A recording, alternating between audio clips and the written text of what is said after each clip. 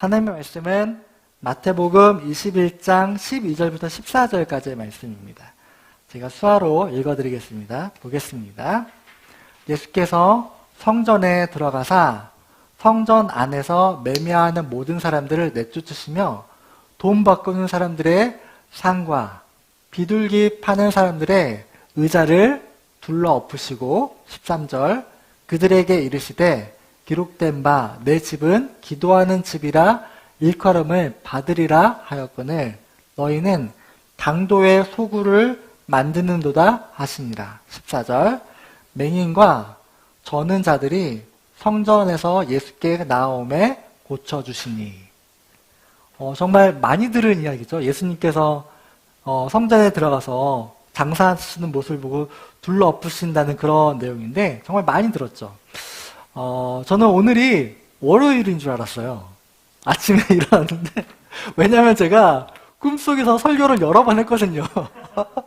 나는 분명 설교가 끝났는데 오늘 아침이 주일이더라고요. 그래서 저희 막내 아들이 물어보는 거예요. 아빠 오늘 일요일 맞지? 응, 아니야 월요일이야 라고 대답했는데 보니까 오늘 주일이더라고요. 제 설교가 아직 끝나지 않았습니다. 그래서 이 자리가 저는 너무 부담이 되기 때문에 꿈속에서도 설교를 여러 번 해서 진땀 흘렸는데 힘든 날인 것 같습니다. 저에게 이제 친구들이 여러 명 있는데 목요일 날 저한테 전화가 하나 왔어요. 이 친구는 꽤 오랫동안 알고 지내던 친구예요. 성남 농아인교회를 제가 처음으로 전도사할 때 만났던 친구니까 거의 20년 넘게 아는 친구인데 갑자기 전화가 왔습니다. 와가지고 내일부터 1박 2일 동안 휴가를 냈는데 만나고 연락할 사람이 없다는 거예요. 내가 생각이 나서 전화했다고. 그러냐고 금요일 날이 내일 오라고 해서 만나기로 약속을 했습니다. 만나기로 약속해서 만났는데 전화 목소리가 너무 우울하더라고요. 항상 밝은 친구고 그랬는데 너무 우울해서 만났죠. 근데 이 친구는 무슨 일을 하냐면 그 환경미화 청소하는 그 쓰레기 이렇게 밤에 수거하는 그런 공무원 일을 하고 있거든요. 근데 이 친구가 그 15년 동안 휴가를 한 번도 사용하지 않았습니다. 대단하죠. 물어봤죠. 너 여름 휴가 안 썼어? 안 썼대요. 왜 안 써라고 물어보니까 자기가 그 그룹 가운데서 가장 어리고 결혼을 안 했습니다. 가장 어리고 힘도 좋은데 자기가 쉬면은 그분들이 힘들 것 같아가지고 그냥 휴가를 안 쓰고 15년 동안 일을 해온 거예요. 그러다가 그 무릎이 좀 아파가지고 병원에 가보니까 퇴행성 관절염? 늙으면 오는 관절 있잖아요. 그게 벌써 왔다고 병원에서 안타까워 하는 거예요. 그러니까 마음속에 너무 절망이 되는 거예요. 자기는 아직 결혼도 안 했는데 그런 일이 생기니까 자기는 선한 마음을 했는데 그리고 나서 주변을 이렇게 둘러보는데 연락할 친구가 한 명도 없다는 거예요. 또 자기가 오랜만에 휴가를 냈는데 뭘 해야 될지를 모르겠대요. 저에게 찾아오는 이유가 뭘 하면 좋을지 알려달라고.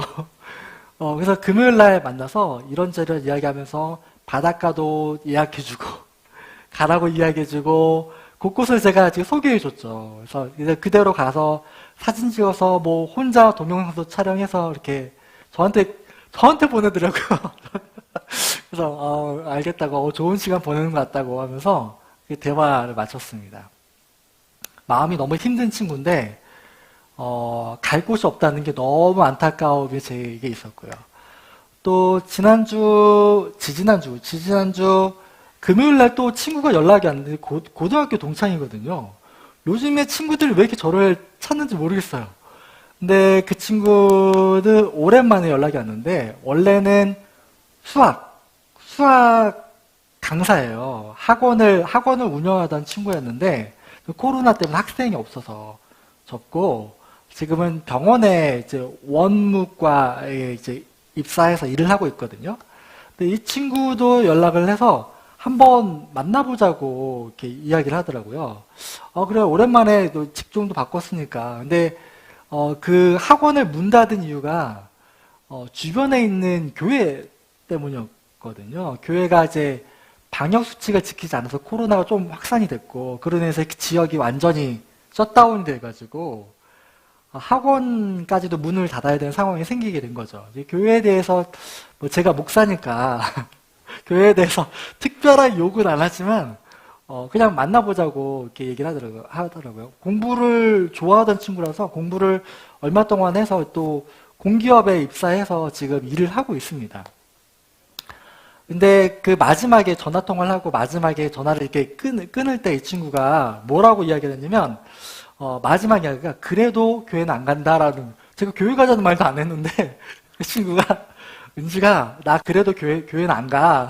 제가 무슨 이야기를 할지 안다는 듯이 그런 이야기를 하더라고요. 그래서 제 마음속에 조금 착잡한 마음이 있었습니다. 제가 느끼는 복음은 그래도 모든 사람들에게 필요한 것이고, 그리고 이 복음을 통해서 살아간다. 모든 사람에게 꼭 필요하다는 생각을 했는데, 이렇게 마음이 힘든 친구, 첫 번째 마음이 힘든 친구도 그렇고, 두 번째로 상황이 힘들고 여러 가지 좀 답답한 상황에도 불구하고, 그래도 교회는 안 간다는 말이 제 마음을 찌르더라고요. 마음이 너무 힘들었습니다. 내일 만나거든요.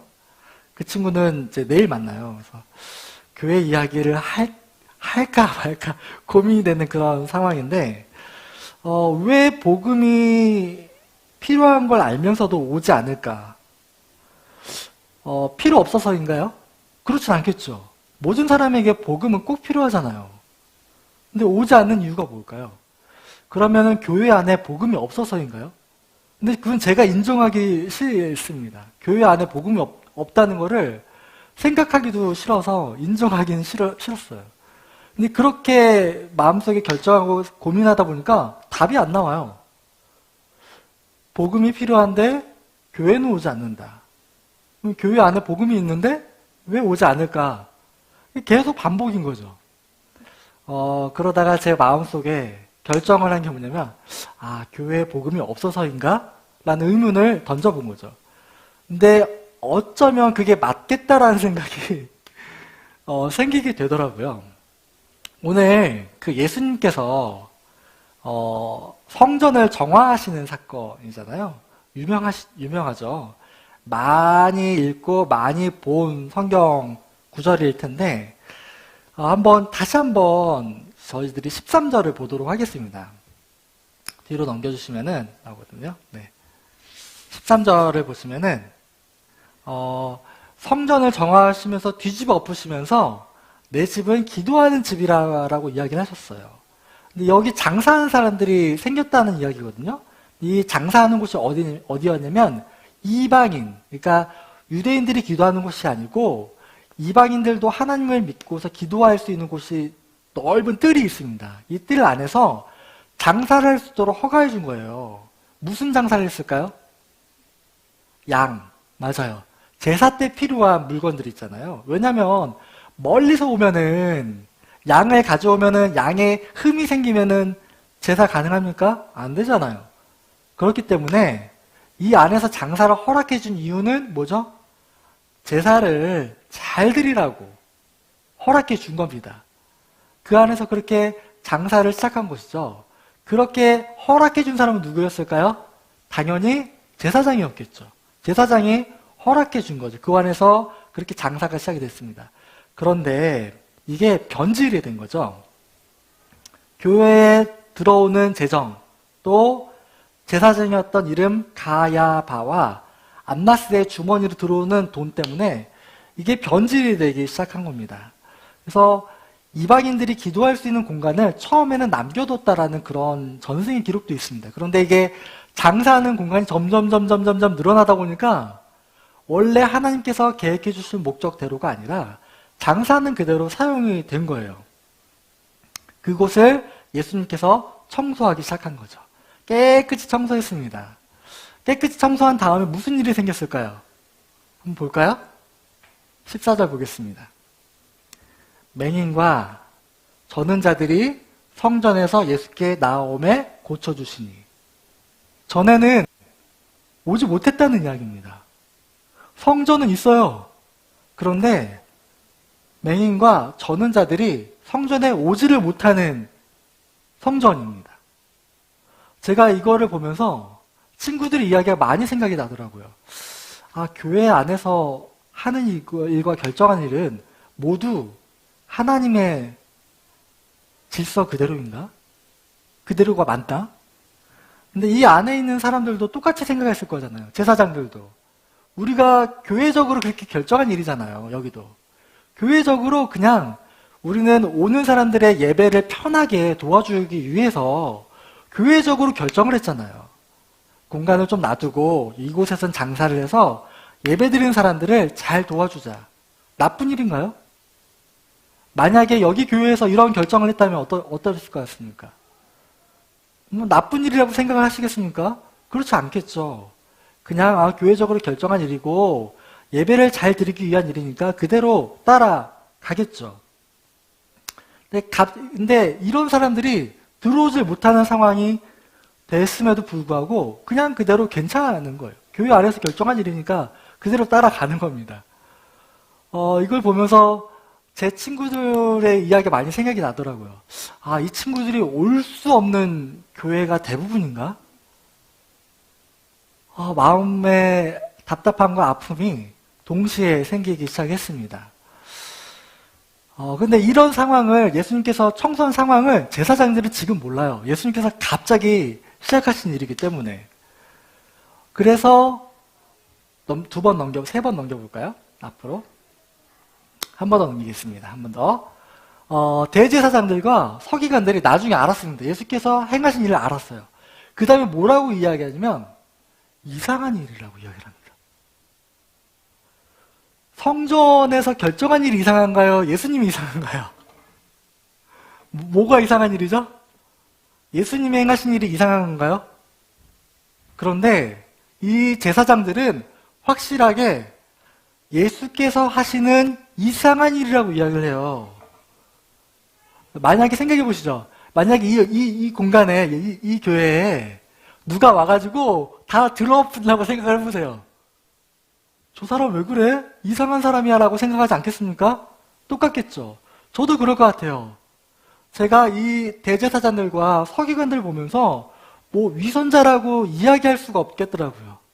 만약에 누가 와서 이곳을 들러엎으면은 저도 똑같이 생각할 것 같아요. 이상한 사람이 와가지고 교회를 어지럽힌다 생각할 것 같다는 거죠. 내가 뭐가 다르지? 라는 생각을 하게 된 거죠. 예수님의 일하심이 이상한 일이 되어버렸습니다. 그런데 진짜 복음이 필요한 사람들이 예수님께서 질서를 새로 세우자 들어오시게 된 거죠. 제가 여기 교회를 처음 시작할 때 고민이 하나 있었습니다. 세상에 교회가 많잖아요. 한국에 교회 많잖아요. 그렇죠? 그런데 또 하나의 교회를 세운다는 것에 대해서 내 자신을 위해서 세우는 것인가? 내가 갈 교회가 없어서 어쩔 수 없이 교회를 세우는 것인가? 라는 마음속에 갈등이 있었습니다. 하지 말까? 또 농아인들에게는 수화할 수 있는 교회가 필요하다는 그런 당위성을 가지고서 시작했지만 제 마음속에는 갈등이 있었어요.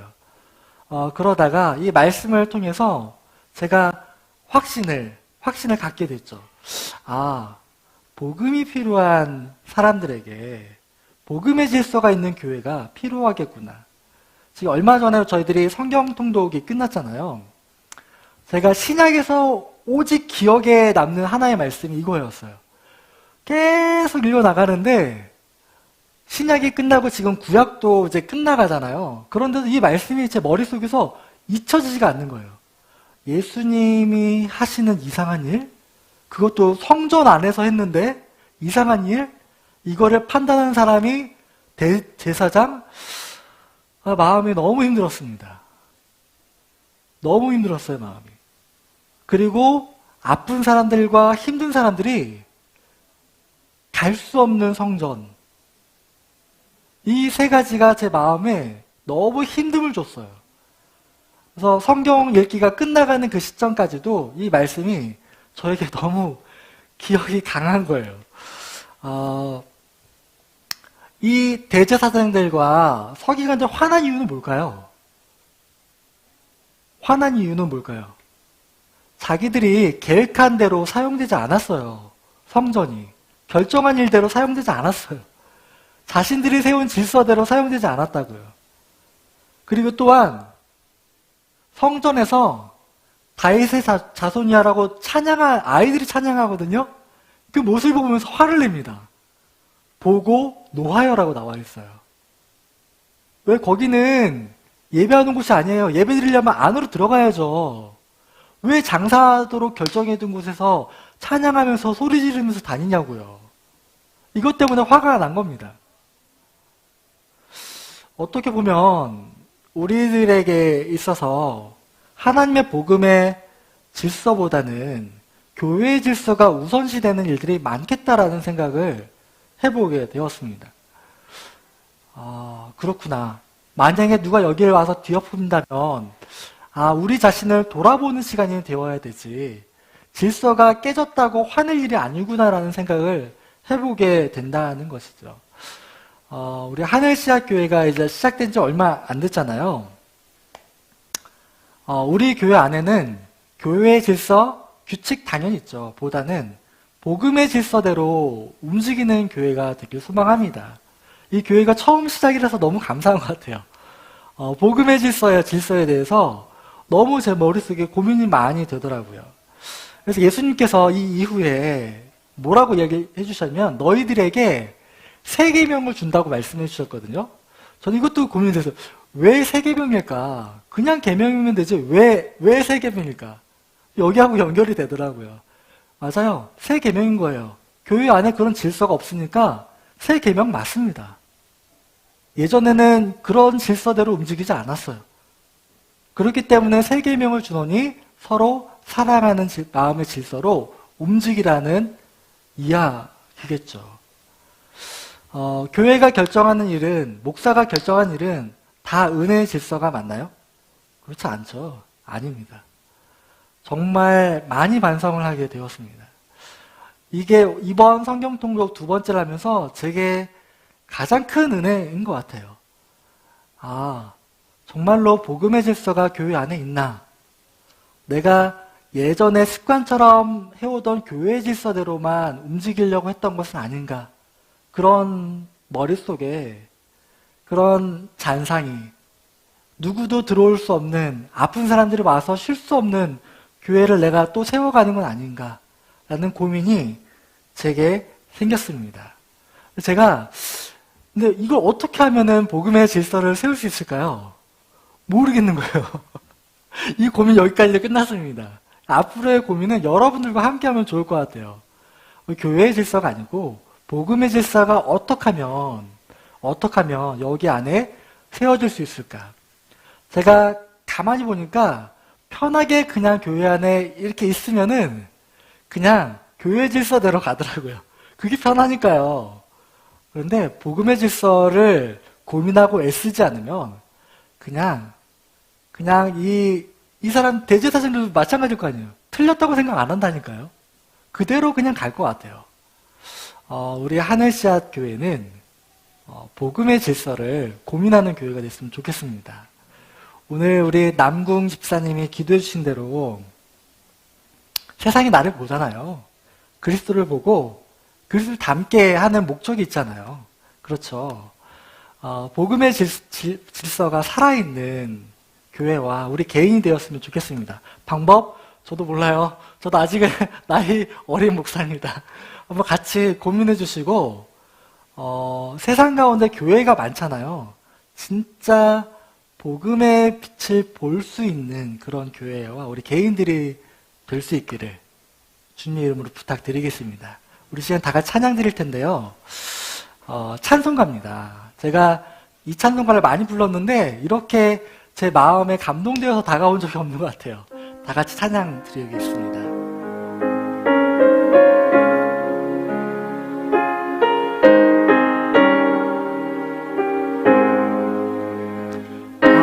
하나님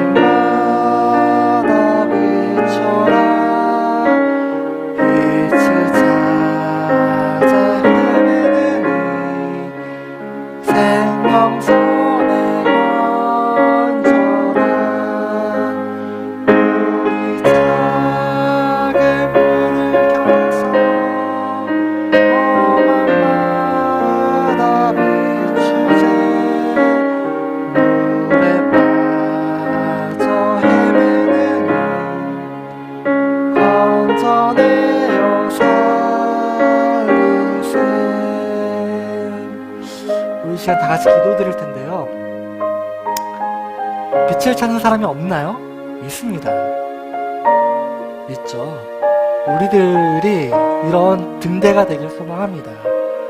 교회의 빛이 아니라 복음의 빛, 진짜 필요하죠. 그런 빛이 우리들에게 있고 그 빛을 비춰줘서 하나님 앞으로 인도함을 받을 수 있는 우리 개인의 삶과 그런 하늘 씨앗 교회가 되길 소망합니다.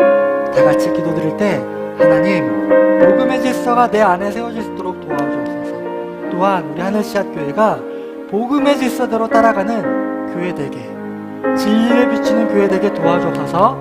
다 같이 기도드리겠습니다. 기도하시겠습니다. 하나님 아버지 감사드립니다. 오늘도 정말 저희들의 목소리를 소망합니다. 아버지 하나님, 내가 저를 좀 믿겠습니다. 하나님으로 도와주셔서 예수님을 가시는 이상한 일이 아니라 모든 일을 볼 때마다 제 마음 가운데 복음의 질서에서 벗어날 때 깨달을 수 있도록 도와주시고 모든 생각을 살아갈 수 있는 그런 개인 되길 소망합니다. 이곳에 하늘 씨앗 교회를 세워주시니 감사드립니다. 온전하게 정말 주님들의 생명을 살아가게 도와주시고 아버지 하나님의 질서가 세워지는 아버지께서 정말 주시는 은혜가 있기를 소망합니다.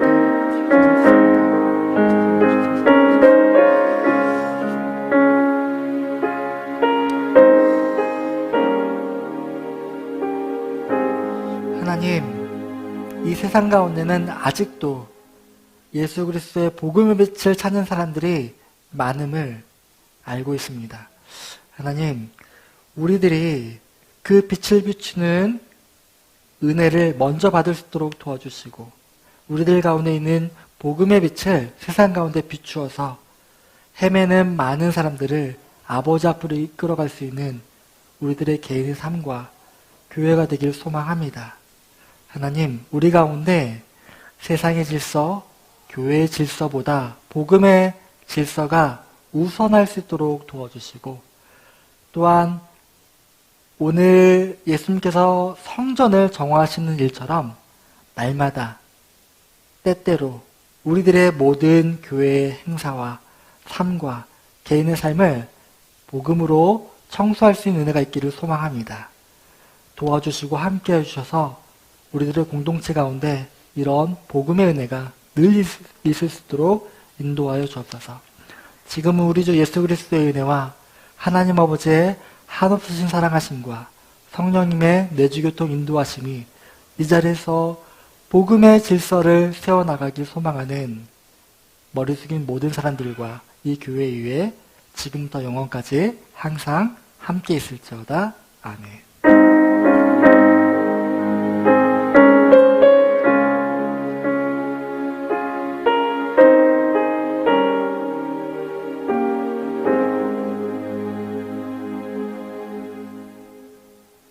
이상으로 하늘씨학교의 5월 마지막 예배를 마쳤습니다. 수고하셨습니다. 한 주 동안 은혜 가운데 살아가시길 바라며